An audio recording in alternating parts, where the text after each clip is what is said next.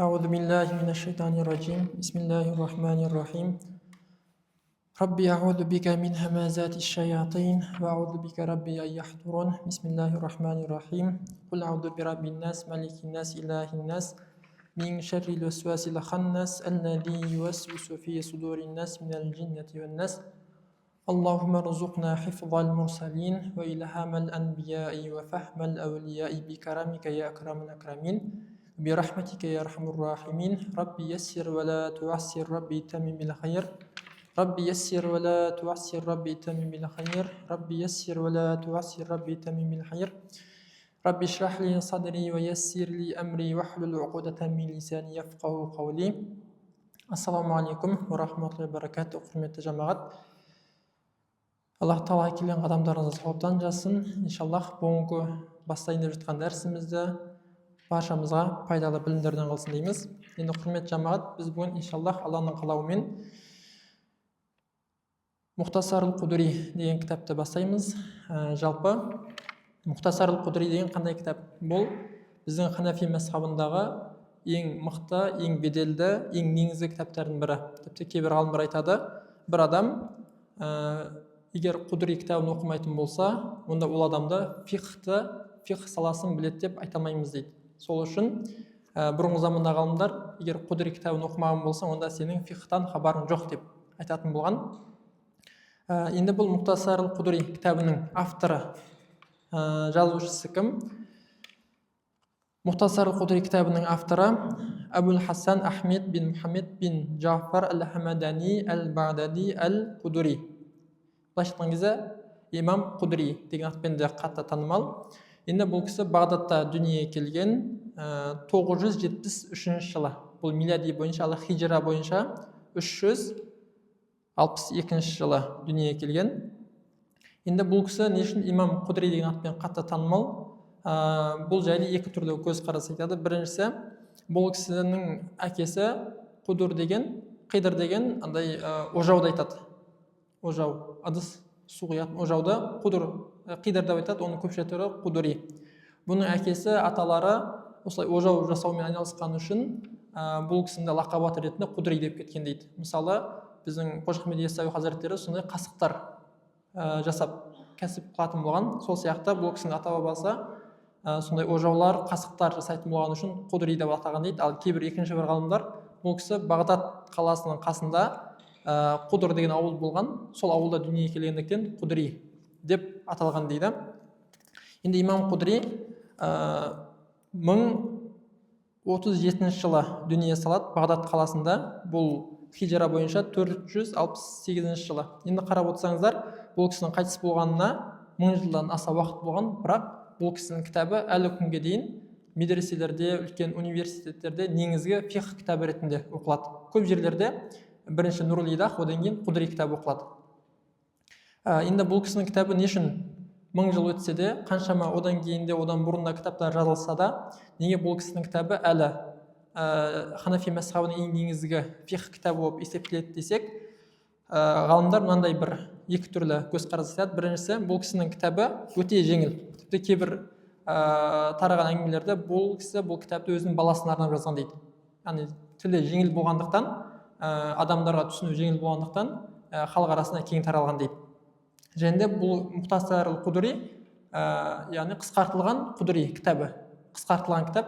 Басқа кітаптарда бір мәселеге тереңінен кіріп кетсе, бұл кісі бұл кітабында негізі мәселелер тоқталған және қатты терең кірмеген. Сол үшін де тілі жеңіл болғандықтан, исламдағы негізгі мәселелерді қамтығандықтан халық арасында кең тараған дейді. Екінші бір көзқараста бұл кісі бұл кітабын қасиетті Мекке қаласына қажылық уақытына жасап біткен екен. Кейін сол қажылықта Аллах Тағаладан дұға еткен екен: Аллахым, сен бұл кітапты үмметке пайдалы қыл деп.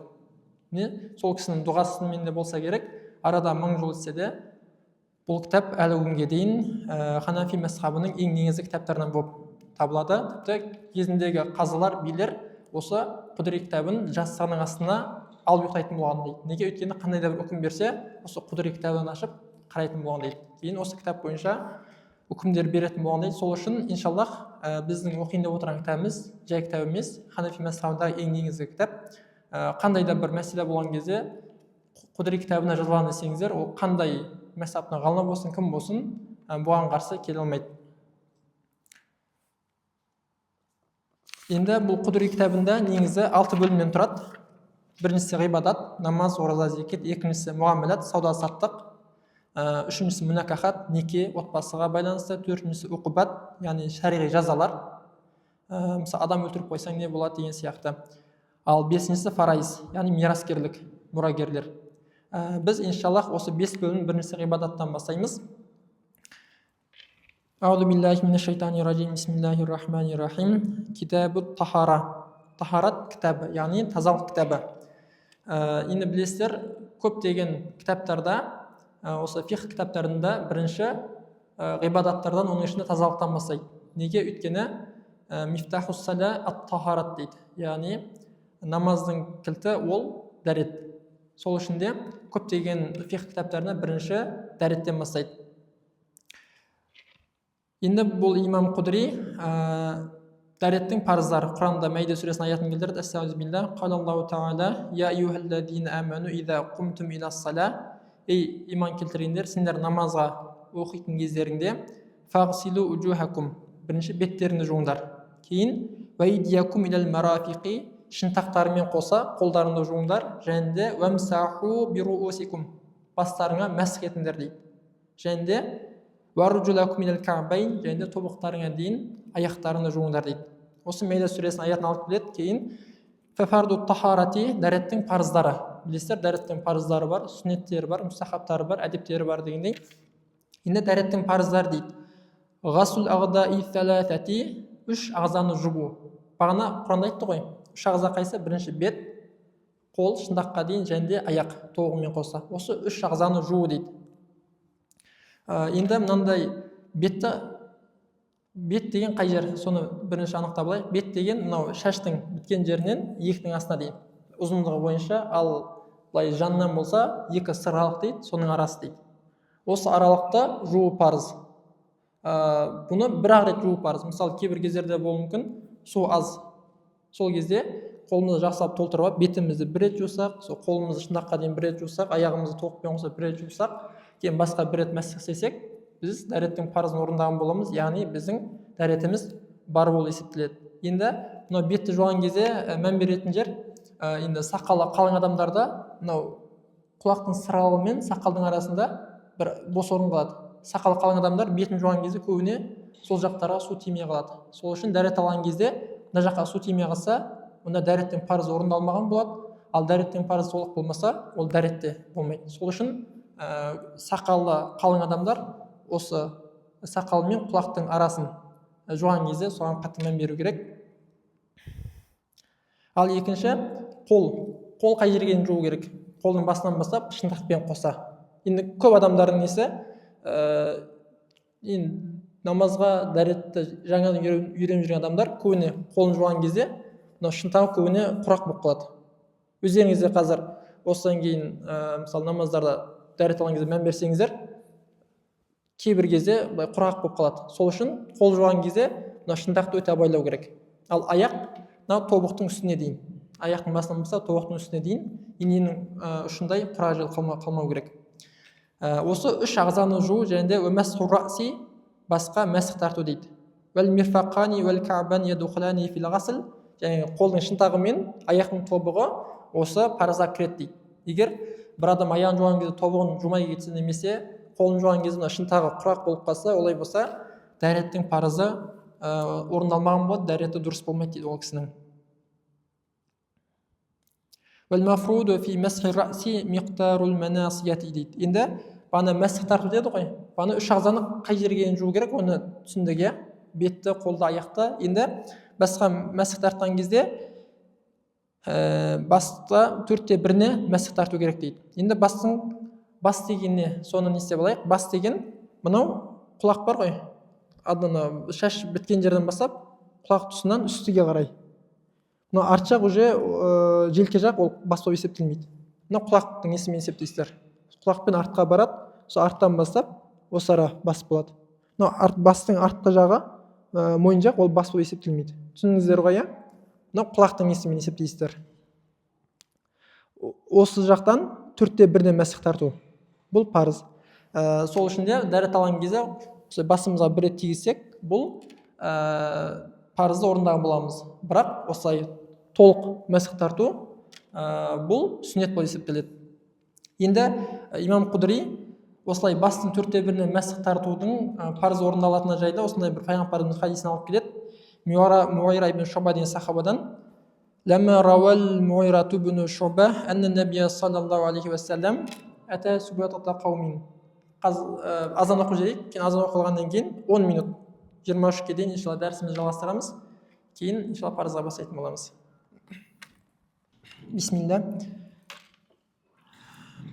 Бағана айттық, дәреттің парыздарының бірі бастың 1/4 мәсіх тарту деп.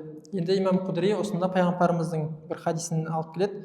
Лама рауа ал-Муайра ибн Шуба, Муайра ибн Шуба деген сахаба жеткізіп жатыр. Анна набия саллаллаху алейхи ва саллям ата субатата қаумин, пайғамбарымыз бір қауымға келді дейді. Фабала ва таваддаа, кейін қажетін өтеп дәрет алды. Умасаха ала насиятихи, басының 1/4 мәсіх тартты дейді. Мынарда насия деп келеді. Насия деген мынау еңбек бар ғой, еңбек дейміз. Сол жеріне мәсіх тартты дейді. Яғни бастың толық басқа емес, тек қана осылай еңбегіне ғана насия дейді. Еңбегіне ғана тигізген екен.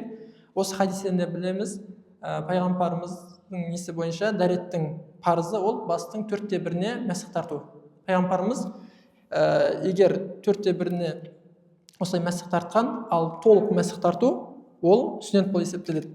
Және де уахуффайхи, және де мәсіге мәсіх тартыр дейді.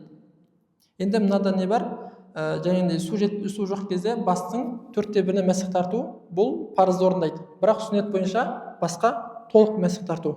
Енді қазір басқа қалай толық мәсіх тартамыз, соны көрсетіп жіберейін. Маңызды болған, бағана айттым ғой, бас құлақтың үстімен есептеледі. Соған қалай да болса толық су тисе болды. Кейбіреулер және осылай себеп жатады, немесе кейбіреулер неше түрлі себеп жатады. Бірақ ең жақсысы осылай қараңыздар. Мына 3 саусақтың ішімен алдынан артқа дейін жасайсыздар. Кейін мына іші бос қалды ғой, осы ішімен жанын тартасыздар. Яғни құлақтың үсті.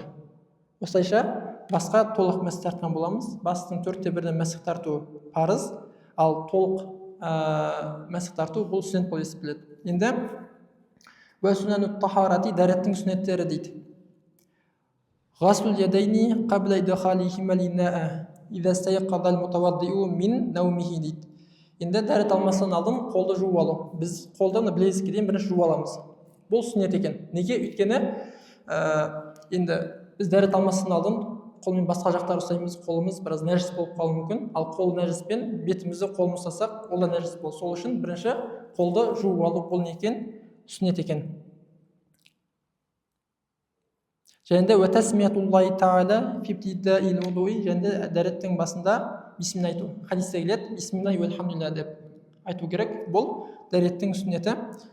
Және де уәссиуаку, ауызды тазалау. Енді бұл ауызды тазалау мисуакпен болуы мүмкін, немесе тіс щеткасымен болуы мүмкін, немесе қолмен болуы мүмкін. Егер және кейбір кісі ауыздар ауыратын болса, жұмсақ мақтамен болуы мүмкін. Бұл тазалау деген кезде бәрі кіреді. Және де уәл-мадмада, мұрынды шаю, уәл-истиншақ, ауызды шаю, және де уәмәсхул үзунайни, құлаққа мәсіх ету дейді. Құлақты мәсіх ету бұл бастан кейін орындалады. Енді мынарда не болады? Мынарда құлақты мәсіх ету сүннет екені жазылады, бірақ желке жазылмайды, мойынды. Осы желке жайлы да хадистер келген. Пайғамбарымыз басына мәсіх тартқаннан кейін, одан кейін артынша осылай мойын мәсіх тартқаны жайлы хадистер келген. Енді кейбір адамдар айтуы мүмкін, мойынға құлаққа мәсіх тарту жазылған екен, басқа жазылған екен, бірақ мойынға жазылмаған екен, желкеге деген кезде. Осы жайлы басқа хадистерде бар, Хасан дәрежесіндегі. Сол үшін де мойынға мәсіх тартуда бұл сүннет болып есептеледі. Және де тахлилул лихияти, сақалды салалау дейді. Яғни қолымызға бір су солап аламыз, астынан үстіне қарай салалаймыз. Бұл да дәреттің сүннет екен. Және де асабиай, қолдарды салалау. Осылай қол жуып болғаннан кейін қолдарды салалау бұл да сүннеті болып есептеледі екен. Және де бұларды 3-тен қайталау бұл да дәреттің сүннет екен.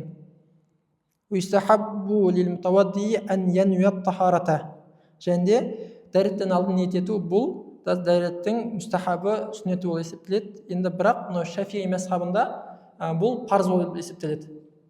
Егер Шафии мазхабында бір адам дәрет алған кезде ниет етпесе, мысалы мен дәрет алуға ниет еттім деп ниет етпесе, онда дәреті жарамсыз болады, оқыған намазы жарамсыз болады. Бірақ бізде сүннет мұстахаб. Не үшін? Өйткені бағана Құрандағы аятта тек қана 4 не айтылған: беттеріңді жуыңдар, қолдарыңды, аяқтарыңды жуыңдар, бастарыңды мәсх етіңдер. Сол үшін де біздің мазхабта былай дәрет алуды, дәреттің алдында ниет етуді мұстахаб, сүннет деп алған екен. Және де бастың толық мәсх тарту, 4-тен 4-не де мәсх тарту, бұл да сүннет болып есептеледі. Және де дәретті тәртібімен алу. Дәретті тәртібімен алу бізде сүннет, ал Шафии мазхабында бұл парыз. Бізде мысалы болуы мүмкін, бірінші аяғыңды жуып алдың, кейін қолыңды жуып, бетіңді жусаң, бұл дәрет дұрыс болады, бірақ сүннет орындамаған боламыз. Ал бірақ Шафии мазхабында тәртіпті сақтамасаң, дәретті қайтадан басынан алу керек болады. Және де Құранда айтылғандай, Құранда біріншінде де қолдарыңды, беттеріңді жуыңдар. Біз қол жуғаннан кейін енді ауызға, мұрынға су алу, бұл сүннет. Кейін бетті жуамыз. Беттен кейін қолымызды жуамыз, шындаққа дейін, одан кейін мәсх тартамыз, ең соңында аяқты жуамыз. Құранда да солай келді ғой. Бірінші беттеріңді жуыңдар, қолдарыңды шындаққа дейін, бастарыңды мәсх етіңдер, соңында аяқтарыңды жуыңдар. Осылай Құранда қалай зікір етті, солай алу, бұл бізге сүннет. Бірақ Шафии мазхабы Құранда айтылған үшін осы тәртіппен алу, бұл парыз дейді. Егер бір адам бағана айтқандай бірінші аяғын жуып, кейін бетін, кейін мәсх, кейін соңында қолын жуу деген сияқты тәртіпті сақтамаса, онда бұл адамның дәреті дұрыс болмайды дейді Шафии мазхабында. Ал бізде сүннет болады. Және де дәретті оң жақтан бастап алу. Мысалы бірінші жуған кезде оң жақ қолда, кейін жуған кезде аяқта, оң жақ аяқтан дегендей.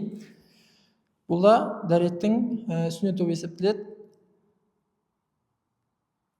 Иншаллах, осымен намазымызға бастайық. Енді келесі дәрісімізде дәретті бұзатын нәрселерді өтетін боламыз. Иншаллах, Аллах Тағала баршамызға пайдалы білімдер алсын. Амин. Аузу биллахи минаш шайтанир ражим. Бисмиллахир-рахманир-рахим. Рабби шрах ли садри ва яссир ли амри вахлул уқдатам мин лисани яфқаху қаули бирахматика архамур рахимин. Амин. Аллаху акбар.